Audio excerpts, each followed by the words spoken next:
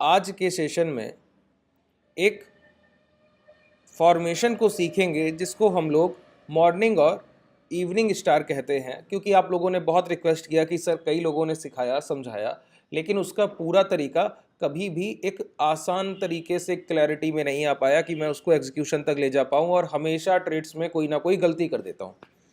आप लोगों ने ये बात बताई तो मैं आपको बताता हूँ। देखिए, कोई भी फॉर्मेशन परफेक्ट नहीं होता जब तक आप उसको परफेक्ट बना ना पाए। मतलब आपको उसको ट्रेड करना होगा, अच्छा बनाना होगा, तो वो सारी चीज़ें मैंने कर रखी। अब मैं अपनी तरफ से आपको वो सारी चीज़ें बताऊंगा कि कोई भी मॉर्निंग या इवनिंग स्टार के फॉर्मेशन के बाद आप क्या क्या गलतियां करते हैं और कैसे उनसे बचा जा सकता है, ठीक है।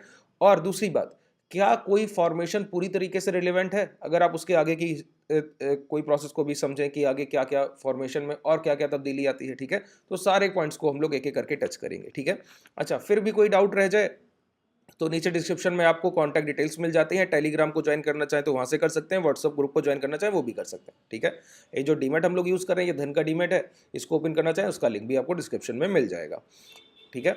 चलिए, अच्छा, सबसे पहले समझते हैं कि मॉर्निंग या इवनिंग स्टार होता क्या है। कॉन्सेप्ट को क्लियर कर लें, फिर आगे बढ़ेंगे और फिर देखेंगे कि कब उसको ट्रेड करना है और कब नहीं करना है। सबसे महत्वपूर्ण पॉइंट वही है, तो वहां तक बने रहिए, ठीक है। जब मैं आपको ये क्लैरिटी करूंगा कॉन्सेप्ट को समझने के बाद कि कब ये ट्रेडेबल होगा कब नहीं, वो ज्यादा महत्वपूर्ण है, क्योंकि बैड रेट्स वहीं पर स्किप होंगी, ठीक है। अच्छा देखिए, मॉर्निंग स्टार का मतलब होता है, पहले मॉर्निंग स्टार को समझते हैं, ठीक है। मॉर्निंग स्टार का मतलब है कि प्राइस जब भी डाउनवर्ड्स मोमेंटम में हो, गिरावट हो रही हो, मतलब कोई भी इंडेक्स मान लेते हैं, अभी हमारा इंडेक्स 48,250 के हाई लगाकर अब डाउनवर्ड्स मोमेंटम में है, तो ये एक मोमेंटम किधर चल रहा है, नीचे की तरफ। अच्छा, जब लोअर लोस के फॉर्मेशन लग रहे होंगे तो बायर कहीं भी इंटरेस्टेड होंगे क्या? नहीं। खरीदार तो कहीं इंटरेस्टेड ही नहीं, सेलर डोमिनेट कर रहा है, सेलर प्राइस को चला रहे हैं और वो गिरावट करा रहे हैं। बात क्लियर हो रही? वो लगातार डाउनफॉल करा रहे हैं और सेलर ही प्राइस को चला रहे हैं। तो कहीं भी ऐसी पॉसिबिलिटी दिखती है कि बायर यहां पर इंटरेस्टेड होंगे, तो खरीदार तो हाथ बांध कर बैठा है भाई कि गिरावट हो रही है, वो बायर है, उसको खरीदार चाहिए। प्राइस में जब बायर्स उसको कहीं दिखेंगे तब वो कहीं आएगा। तो सोचिए, ऐसे चलते हुए प्राइस में अच्छा गिरावट कैसे हो रही होगी? बड़ी बड़ी रेड कैंडल्स के फॉर्मेशन हो रहे होंगे इस तरीके से, तो बायर तो इस प्राइस को टच भी नहीं करेगा, क्योंकि सेलर इतनी तेजी से सेल कर रहा है, वो कहीं बाई करेगा? उसका तो ट्रेड पर खतरा है, रिस्क है। तो इस कंडीशन में बायर तो शांति से बैठा है। अच्छा, बड़ी बड़ी कैंडल्स में जब गिरावट होती है तो क्या होता है, कैसे गिरावट होती है? तो गिरावट का तरीका क्या होता है? सप्लाई ज्यादा होना, कि सेलिंग क्वांटिटी ज्यादा है। अच्छा बताइए, अगर यहां पर 10 लाख ऑर्डर्स बाइंग के हैं तो 15 से 16, 18, 20 लाख ऑर्डर सेलिंग के होंगे, तो ये एक्स्ट्रा सेलिंग की पैनिक जो उसका प्रभाव पड़ रहा है, उसकी वजह से प्राइस पैनिक में आ रहा है, गिरावट कर रहा है, डाउनफॉल हो रहा है, ठीक है। अच्छा, अगर कभी भी ऑर्डर इक्वल हो जाएंगे तो क्या होगा बताइए? तो एक फॉर्मेशन होगा जिसको हम लोग डोजी फॉर्मेशन कह देते हैं। अच्छा, गिरावट कब हो रही है? जब 10 लाख बायर सामने से है और 15-16 लाख सेलर्स हैं। इसका मतलब है 6 लाख ऑर्डर सेलर के पेंडिंग रह गए, सामने खरीदार खरीदने को तैयार नहीं है उसी प्राइस पे। मान लेते हैं 48,000 पर प्राइस है और 48,000 पर 5-6 लाख सेलिंग ऑर्डर्स के ज्यादा पड़ गए, सेलिंग ऑर्डर्स 5-6 लाख क्वांटिटी में ज्यादा पड़ गए। अब बायर उतना तैयार नहीं है 48,000 पे खरीदने को। सोचिए, जब 48,000 पर सफिशिएंट बायर नहीं है तो क्या 48,100 पर होंगे? नहीं होंगे। कहां होंगे? लोअर लेवल पर होंगे, तो प्राइस नीचे आ रहा है। अच्छा, किसी जगह पर बायर इतने मिल गए जितने की सप्लायर थे, तो अब प्राइस गिरेगा क्या? नहीं गिरेगा। क्या चलेगा? क्या ना चलेगा भी नहीं, तो प्राइस वहां पर रुकेगा, एक फॉर्मेशन करेगा इक्वल बाई और इक्वल सप्लाई का, जिसको हम लोग डोजी फॉर्मेशन कह देते हैं। अच्छा, डोजी फॉर्मेशन को अगर आपको एक आसान तरीके से पहचानना है तो ऐसे कैंडल को देखा कीजिए जिसमें विक साइज दिखे और बॉडी साइज ना के बराबर, कम से कम दिखे, होगा तो, लेकिन जितना कम हो सके उतना बेहतर। जैसे कि अभी जो कैंडल ये बन रहा है, ये एक डोजी फॉर्मेशन कह दीजिए, अभी जैसा दिख रहा है वैसा। अगर अभी क्लोज तो हुआ नहीं, तो जैसा चल रहा है अभी, तो ये कैंडल कैसा है? एक डोजी फॉर्मेशन की तरह बन रहा है, ठीक है। तो ये एक डोजी फॉर्मेशन हुआ। अच्छा, डोजी फॉर्मेशन जब भी बन रहा हो, ठीक है, तो एक डाउनवर्ड्स मोमेंटम का होना जरूरी है। पहले मैंने क्या बताया? प्राइस गिर रहा है, सेलर ही एक्टिवेट है, सेलर ही पूरी तरीके से डोमिनेट कर रहा है, बायर का यहां कोई लेना देना है ही नहीं प्राइस में। तब अचानक से एक बार डोजी फॉर्मेशन होता है, मतलब अभी तक सप्लायर ज्यादा थे, अब डिमांड उतनी आ गई है जितने की सप्लाई थी। अब बायर्स के लिए ये एक उम्मीद की किरण है, हुई ना? क्यों? कभी भी कन्वर्ट होगा मोमेंटम तो सेलर जब इतना अपनी क्वांटिटी को बेचे जितना कि बायर खरीद ले, तो पहला ये स्टेप है कि सेलर अब कम हो रहे हैं और बायर बराबर आ गए हैं। अब एक कंडीशन आ सकती है आगे चल के, इसका अजम्पशन है, भी क्लैरिटी नहीं है, कि बायर ज्यादा हो जाए। तो अभी बस उम्मीद की किरण है कि अप ट्रेंड, बायर बराबर हो गए हैं तो अब बायर ज्यादा हो सकते हैं। पहला स्टेप क्या था? सेलर ज्यादा थे। दूसरा स्टेप क्या हुआ? बायर इक्वल हो गए। अब हो सकता है बायर इतनी खरीदारी कर लें कि बायर ज्यादा हो जाए। तो ये उम्मीद की किरण को हम लोग कह देते हैं मॉर्निंग स्टार। अच्छा, प्राइस अप ट्रेंड की तरफ बढ़ेगा एक डाउनफॉल के बाद। अगर बायर यहां पर डोजी फॉर्मेशन देख ले तो इसका मतलब है अगर उसका अजम्पशन ठीक हुआ तो प्राइस अप ट्रेंड की तरफ जाएगा। अप ट्रेंड मतलब पॉजिटिव ट्रेंड, इसलिए इसको मॉर्निंग कहा गया। और मॉर्निंग स्टार एक उम्मीद की किरण की तरह होता है बायर्स के लिए। लेकिन यहां पर यह कह देना कि यहां पर बाइंग आएगी ही आएगी, बिल्कुल कतई गलत है। कोई भी ऐसा तरीका नहीं है कि आप ये कह दीजिए कि एक डाउनफॉल के बाद अगर डोजी फॉर्मेशन जैसा कुछ हो तो बाइंग आएगी ही नहीं। यहां पर पॉजिटिव कंसोलिडेशन का सहारा लेना होगा सर। पॉजिटिव कंसोलिडेशन समझते हैं। पहली चीज देखिए, मॉर्निंग स्टार में पहली जो चीज है वो ट्रेंड है। कई लोग क्या करेंगे अभी जाने के बाद कि प्राइस एक कंसोलिडेशन जोन में होगा, कोई ट्रेंड होगा ही नहीं, उसके बावजूद वो डोजी को ऊपर ट्रेड कर लेंगे, तो समझिए आप बिल्कुल ही कतई गलत ट्रेड कर रहे हैं। ठीक है, तो पहली एक जो चीज स्किप करनी है वो ये कि ट्रेंड के बाद कोई डोजी फॉर्मेशन होना चाहिए, ना कि किसी चॉपी मार्केट में कोई फॉर्मेशन चलेगा। बात क्लियर हो गई? पहला पॉइंट। दूसरा पॉइंट, जब भी प्राइस डाउनवर्ड्स मोमेंटम के बाद कोई डोजी फॉर्मेशन करता है तो जो डोजी से लो लगेंगे वो फ्रेश लो होने चाहिए।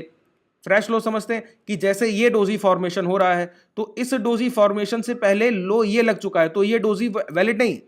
डोजी कौन सा वैलिड होगा? जिससे लो लगे हो, जैसे कि ये फॉर्मेशन हुआ लगभग लगभग डोजी की तरह है, हैमर कह सकते हैं। देखिए कभी भी आइडियल फॉर्मेशन कैंडल में नहीं होते हैं कि आप सोचिए डोजी ऐसा बनेगा, ऐसा ही नहीं। बॉडी यहां भी हो सकता है, थोड़ा बड़ा भी हो सकता है, बॉडी नीचे भी हो सकता है, थोड़ा बड़ा भी हो सकता है, उन सब को डोजी कंसीडर करेंगे।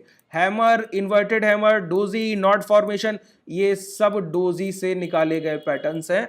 एक डोजी के फॉर्मेशन को अगर बड़ा करके देखा जाए तो ये सारे फॉर्मेशंस दिखते हैं। ठीक है, ग्रेवस्टोन डोजी हुआ एक बड़ा कैंडल डोजी का हो गया। ठीक है, देखिए जैसे मैं आपको प्रीवियस कोई प्रोजेक्शन में दिखा दूं तो आपको क्लैरिटी मिलेगी कि मैं क्या बोल रहा हूं। देखिए यहां पर आइए, ये मैंने कहा पहली चीज क्या चाहिए? मोमेंटम। मोमेंटम आ रहा है, मोमेंटम के बाद एक डोजी से फ्रेश लो, पिछली कैंडल से नया लो लगा और फिर डोजी फॉर्मेशन हुआ। फिर मैंने कहा पॉजिटिव कंसोलिडेशन। पॉजिटिव कंसोलिडेशन का मतलब है जो डोजी फॉर्मेशन हो गया उसके हाई और लो मार्क कर लेने हैं।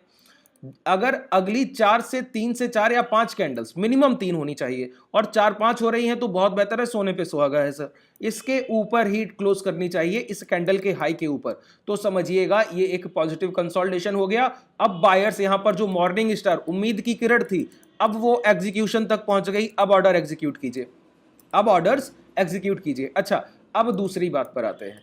क्या डोजी हर बार इस तरीके का फॉर्मेशन जहां पर लोअर विक थोड़ा बड़ा रह जाए या अपर विक कुछ भी हो तो इसको एक स्ट्रॉन्ग कैंडल कह दिया जाता है, इसको एक स्ट्रॉन्ग फॉर्मेशन माना जाता है कि यह हर बार सही है? हाँ, हर बार सही है। कब तक?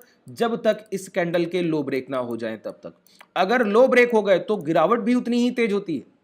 अगर इस कैंडल के लो ब्रेक हो गए तो डाउनफॉल भी उतनी ही तेज होता है। जैसे मैं आपको समझाऊं कैसे, इसके आगे का थोड़ा सा फॉरवर्ड करके आगे बढ़िए। अच्छा, डोजी फॉर्मेशन में क्या हुआ था? डिमांड और सप्लाई बराबर हो गई थी। अगर इसके लो ब्रेक हो गए मतलब सप्लाई फिर ज्यादा हो गई, तो जो बीच में खरीदार उम्मीद की किरण लेकर आए थे वो फिर बाहर, तो अब दोबारा से सेलर डोमिनेट करेंगे, एक नया मोमेंटम मिलेगा। बात क्लियर हुई? तो डोजी फॉर्मेशन के लो ब्रेक हो जाए तो एक ट्रेंड रिजम्पशन होता है, रिवर्सल नहीं होता है। डोजी के हाई के ऊपर कंसोलिडेशन, ट्रेंड रिवर्सल, और अगर उसी डोजी के लो ब्रेक हो गए तो ट्रेंड रिजम्पशन। तो दोनों तरीकों के लिए तैयार रहा कीजिए। जैसे कि मैं आपको दिखाऊं आज की फर्स्ट कैंडल, ये 15 मिनट का पहला कैंडल है। देखिए एक अपर विक बड़ा दिख रहा है, यहां पर बायर्स पॉजिटिव दिख रहे हैं, लेकिन नेक्स्ट कैंडल में इसके लो ब्रेक हो गए। इतने बड़े बायर्स के बावजूद सेलर्स ने बड़ी डोमिनेटिंग पोजीशन रखी तो लो ब्रेक कर दिए फर्स्ट कैंडल के। तो अब सेलर डोमिनेट करेगा कि नहीं करेगा? पहली कैंडल पॉजिटिव होने के बावजूद लो ब्रेक हो गए तो अब सेलर डोमिनेट करेंगे। बात क्लियर हुई? तो सेलर डोमिनेट करे। अच्छा, दूसरी बात, कोई भी प्राइजेक्शन, मैं जब आपको बोलता हूं कि जब इंडेक्स को ट्रेड कर रहे हैं तो इंडेक्स को ट्रेड करने में एक चीज बिल्कुल ध्यान रखिए कि एक या दो इंडेक्स को अपने वॉच लिस्ट में रखिए। अगर आप 5-10 इंडेक्स को एक साथ ट्रेड कर रहे हैं तो समझ लीजिए आप कहीं ना कहीं गलती कर बैठेंगे। क्यों? देखिए, फॉर्मेशन सभी जगह एक जैसे होते हैं। मैं आपको बता दूं, अगर कोई फॉर्मेशन बैंक निफ्टी में इस तरीके का पहला फॉर्मेशन दिखता है ना, तो मैं आपको दावे से कह सकता हूं, आप जाइए आईटी सेक्टर देख लीजिए, आप जाइए फार्मा सेक्टर देख लीजिए, आप जाइए बैंक पीएसयू देख लीजिए, आप जाइए किसी हैवी वेटेज बैंक के चार्ट को देख लीजिए, इसी तरीके का पहला 15-30 मिनट का फॉर्मेशन आपको दिखेगा। अगर आप बोलिए तो मैं दिखा दूं, एक हैमर फॉर्मेशन, उसके लो ब्रेक के बाद हाई कैसल के साथ शॉर्ट। हमारे बहुत ट्रेडर्स पोजीशन लेकर बैठे हैं शॉर्ट्स की पोजीशन में, अभी भी कुछ ट्रेडर्स हैं वो लोग अपनी पोजीशंस को खुद से कैरी कर रहे हैं। ठीक है, तो देखिए प्राइस एक्शन पर जब पकड़ होगी तो ही ऐसी ट्रेड कर पाइएगा ना। देखिए क्या हुआ है पहले 30 मिनट में, देखिए पहले एक हैमर फॉर्मेशन, हैमर मतलब पॉजिटिव, बायर्स ने एक अच्छा पॉजिटिव साइन दिखाया, उसके बावजूद सेलर्स ने इनके लो ब्रेक कर दिए, मतलब बायर प्राइस से बाहर हो गया। अब नेक्स्ट ट्रेंड डाउन होगा। अच्छा, ये यहां पर बना है। अगर आप आईटी सेक्टर ट्रेड करें, फार्मा के बीज ट्रेड कर लें, कुछ भी ट्रेड कर लें, पीएसयूज को ट्रेड कर लें, जो भी आप ट्रेड करेंगे फॉर्मेशन यही होगा। तो इससे बेहतर है एक इंडेक्स पर नजर रखी जाए, फोकस अच्छा होगा, ट्रेड एग्जीक्यूशन अच्छा होगा। आप जंप करेंगे बार बार, आपका फोकस बिगड़ेगा और ट्रेड एग्जीक्यूशन बिगड़ेगा।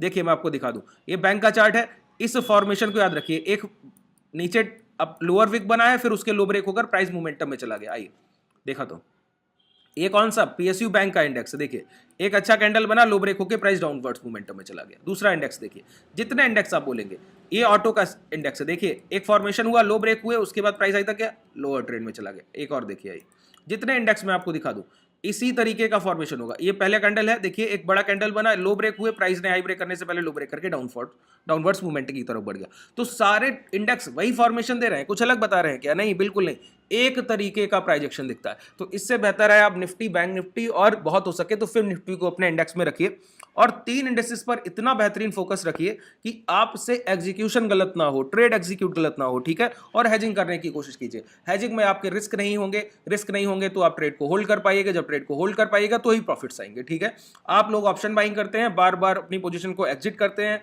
वो प्रॉफिट में जाता है, दोबारा से ग्रीड में पोजीशन लेते हैं, फिर लॉस करते हैं, तो यही करते रहते हैं। हेजिंग से क्या होता है, अपनी पोजीशन को होल्ड रख पाते हैं, और होल्ड करना ही सबसे बड़ी आर्ट है मार्केट की। अगर आप एक अच्छी पोजीशन को होल्ड करके ले जाइए तो वो आपको बड़े प्रॉफिट्स दे जाएगी। ठीक है, यही इसीलिए हेजिंग की जाती है। अगर आपको हेजिंग सीखना है तो नीचे डिस्क्रिप्शन में आपको कॉन्टैक्ट डिटेल्स मिल जाएंगी, कॉन्टैक्ट करके सीख सकते हैं। चलिए धन्यवाद, आज के लिए पर्याप्त है। कोई भी डाउट रह गया हो तो कमेंट सेक्शन में कमेंट करके पूछेगा या फिर कॉन्टैक्ट करके भी पूछ सकते हैं। धन्यवाद।